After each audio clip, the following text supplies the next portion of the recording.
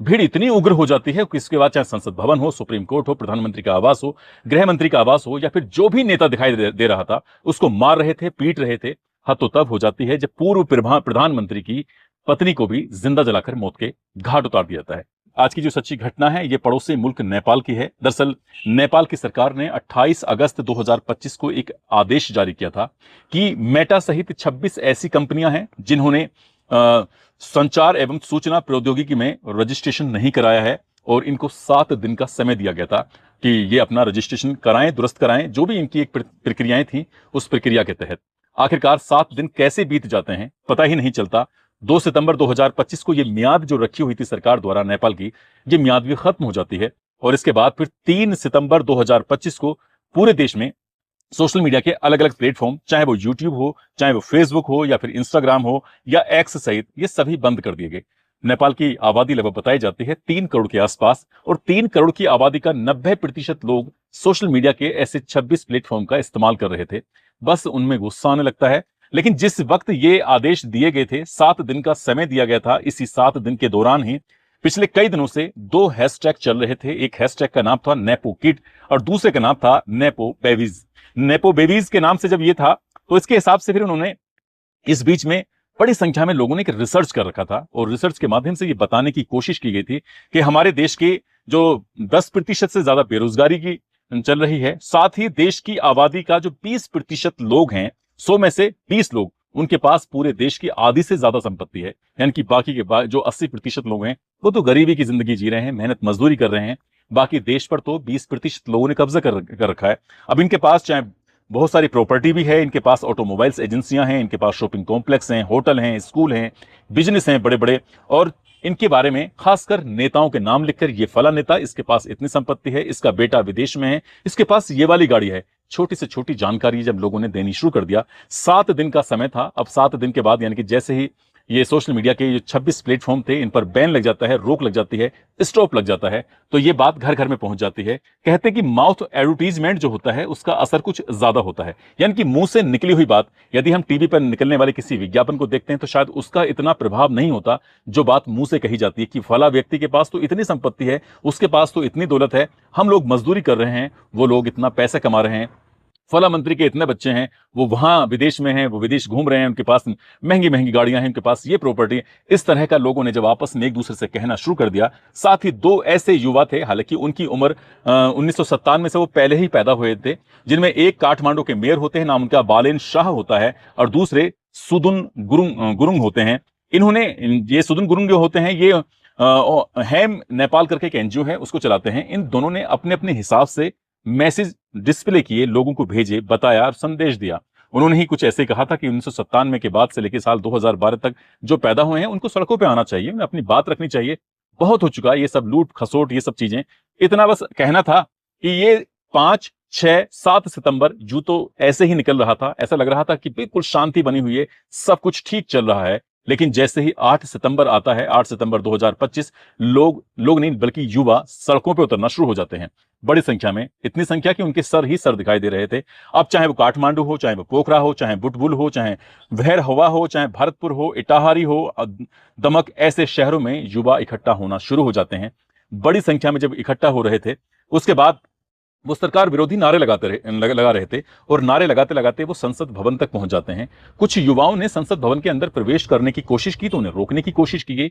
जो सेना थी, पुलिस थी, उन्हें रोकने की जब कोशिश कर रही थी, अब सड़कों पर उन्हें गुस्सा आने लगता है तो आगजनी शुरू हो जाती है। जो वाहन दिखाई दे रहे थे उनमें आग लगा रहे थे, टायर मिल रहे थे उनमें आग लगा रहे थे। इस तरह से बात कुछ आगे बढ़ने लगती है और संख्या बढ़ती चली जाती है, और संसद भवन की तरफ जैसे ही ये भीड़ जो थी कूच करती है, तो ऐसा बताया जाता है कि एक जो अधिकारी थे उन्होंने पहले आदेश दे दिया कि भाई लाठीचार्ज करो, उन्हें रोकने की कोशिश करो। लाठीचार्ज से बात नहीं बनती तो कहते हैं कि आंसू गैस के गोले छोड़ो, या आंसू गैस के गोले से भाग जाएंगे। पानी की फव्वारे भी मारे जाते हैं, और जब बात और बढ़ने लगती है तो उन्होंने फिर रबर की गोलियां मारना शुरू कर देते हैं। रबर की गोली भी बहुत ज्यादा असर करती है, ऐसा बताया जाता है कि जिसको लग जाती है कम से कम 3 दिन उसको बुखार आता है।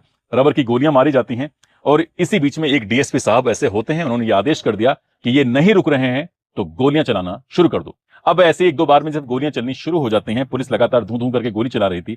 इसी बीच में जो छात्र और छात्राएं थे, क्योंकि 1997 से लेकर साल 2012 के बीच में जो पैदा हुए थे वही तो प्रदर्शन कर रहे थे, संख्या इसमें ज्यादा छात्र छात्राओं की ही थी। युवाओं की ही थी। अब जब गोलियां चलने लगती हैं तो गोली तो किसी को भेदभाव करती नहीं है, जब चलती है तो लोग मरते हैं।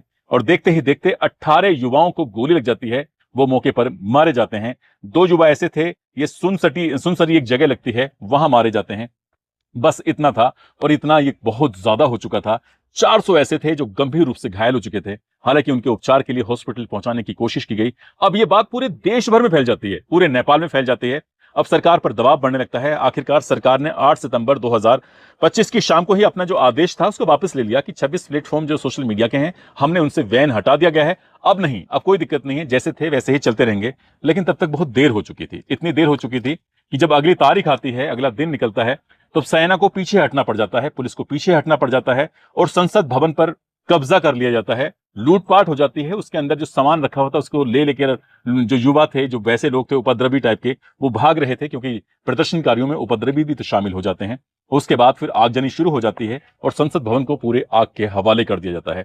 राष्ट्रपति भवन को भी पूरी तरह से फूंक दिया जाता है, उसमें भी लूटपाट होती है, आगजनी होती है। उसके बाद कहानी यहां नहीं थमती, बल्कि गृह मंत्री का जो निजी आवास होता है उसमें भी आग लगा दी जाती है। सुप्रीम कोर्ट भी फूंक दिया जाता है। सुप्रीम कोर्ट में रखी हुई लगभग 25,000 फाइलें थी जो जलकर खाक हो जाती हैं। और उसके बाद पूरे देश भर में क्या स्थिति रही होगी, सहज ही अंदाजा लगाया जा सकता है। अब सेना तो, क्योंकि सेना पीछे हट चुकी थी, और जो सरकारी आवास थे उनको भी फूंक दिया जाता है। अब जो प्रधानमंत्री होते हैं, वर्तमान प्रधानमंत्री केपी शर्मा ओली के, हालांकि उन्होंने इस्तीफा भी देने की पेशकश की, लेकिन इस्तीफा देने से हो क्या रहा था, देर बहुत ज्यादा हो चुकी थी। उनके घर में भी भीड़ चली जाती है, उनके घर में भी भीड़ आग लगा देती है। इस बीच में सेना को लगता है कि शायद ओली की जो परिवार वाले, इनके प्रधानमंत्री के परिवार वालों की जान को खतरा है, उन्हें वो अपने आगोश में लेते हैं। जो हवाई जहाज, हेलीकॉप्टर जो होते हैं, उनके माध्यम से उनको यहां से भगाया जाता है, दूर छुपाया जाता है, कहीं ऐसा ना हो कि प्रधानमंत्री मारे जाएं। लेकिन इसी बीच में भीड़ लगातार फैल जाती है। जो 7 दिन से लगातार मंत्रियों, नेताओं की जानकारी थी कि इनके पास इतनी संपत्ति, इनके पास इतनी दौलत है, इनके पास इतनी गाड़ियां, इनके पास इतनी प्रॉपर्टी है, उनकी बारी बारी से सूचनाएं जो लीक हो रही थी, तो लोगों में उनके प्रति गुस्सा बढ़ रहा था कि हम तो बेरोजगार हैं और ये देखो कितनी मौज मस्ती मार रहे हैं। पूर्व प्रधानमंत्री शेर बहादुर देउवा के घर को फूंक दिया जाता है। उनकी पत्नी अब विदेश मंत्री होती हैं, आरजू राणा, उनके दौड़ा दौड़कर इन मियां बीवी को बहुत ज्यादा पीटा जाता है। हालांकि किसी तरकीब से इनकी जान बच जाती है। और काठमांडू में एक दल्लू इलाके में पूर्व प्रधानमंत्री होते हैं जिनका नाम है झालानाथ खनल, उनके घर में आग लगा दी जाती है। और उनकी पत्नी होती हैं जिनका नाम राज्य लक्ष्मी चित्रकार, उनको जिंदा जला दिया जाता है। हॉस्पिटल लेके जाते हैं, तब तक वो मर जाती हैं, यानी कि वो भीड़ की उस आगजनी का शिकार हो जाती हैं, मारी जाती हैं। पूर्व प्रधानमंत्री होते हैं पुष्प कमल दहल प्रचंड, उनके घर में भी आग लगा दी जाती है। उनकी बेटी के घर को भी फूंक दिया जाता है। उनकी बेटी के घर से एक लाश मिलती है, लेकिन ये लाश किसकी है अभी इसके बारे में जानकारी नहीं मिली है। लेकिन वित्त मंत्री का जो घर है, उनके घर में भीड़ चली जाती है, विष्णु पोडेल, और उनको भी दौड़ा दौड़ा कर बहुत ज्यादा मारा जाता है, पीटा जाता है। और इसी बीच में एक जगह लगती है, एक जिला लगता है नवल परासी, वहां की जेल को 500 कैदी तोड़ते हैं और तोड़ के वहां से फरार हो जाते हैं, भाग जाते हैं।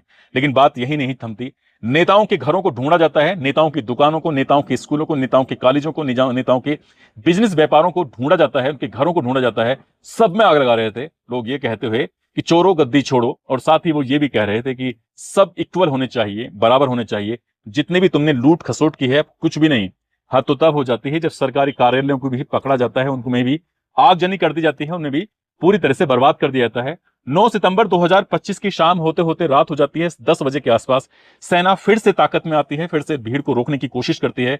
आखिरकार रात 10 बजे के आसपास भीड़ पर कंट्रोल तो कर लिया जाता है, लेकिन तब तक बताया जाता है कि अरबों खरबों का नुकसान हो चुका था। नेताओं की सांस फूल चुकी थी, नेता डर के मारे छुप जाते हैं, मतलब दुबक जाते हैं। जितने भी लूट खसोट की थी वो हाथ पैर जोड़ रहे थे कि भैया हमें किसी तरकीब से माफ कर दो। लेकिन पीएम के इस्तीफा देने तक तब तक 24 लोग मौत की आगोश में सो जाते हैं। 500 से ज्यादा ऐसे लोग होते हैं जो गंभीर रूप से घायल हो जाते हैं, उनका इलाज चल रहा है। ये बताया जाता है कि जो मेन कारण था, एक तो सोशल मीडिया के 26 प्लेटफॉर्म थे, उनको बंद कर दिया जाता है। साथ ही पब्लिक जो भीड़ भाड़ नाराज थी, वो भाई भतीजा बात पर भी नाराज थी।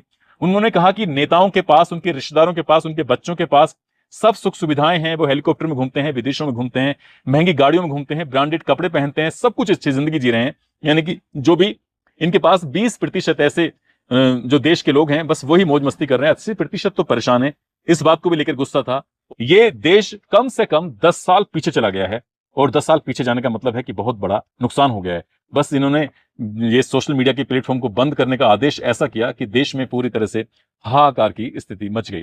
जो तरीका अपनाया गया था शायद वो गलत तरीका था, ये शांतिपूर्वक भी हो सकता था, लेकिन ये भी कहते हैं कि किसी के कानों तक आवाज पहुंचाने के लिए धमाका करना पड़ता है। और ये जो लोग हैं, युवा हैं, वो बहुत दशकों से परेशान थे सरकार की अस्थिरता को लेकर, सरकार के फैसलों को लेकर। कभी किसी के दबाव में तो कहते हैं, कभी चीन के दबाव में, तो कभी अमेरिका के दबाव में। सरकार ठीक से काम नहीं कर पा रही थी, सिर्फ अपना ही भरण पोषण कर रही थी, अपने ही बच्चों का भला कर रही थी, जनता का भला नहीं कर रही थी, इसलिए लोगों में वहां पर गुस्सा था।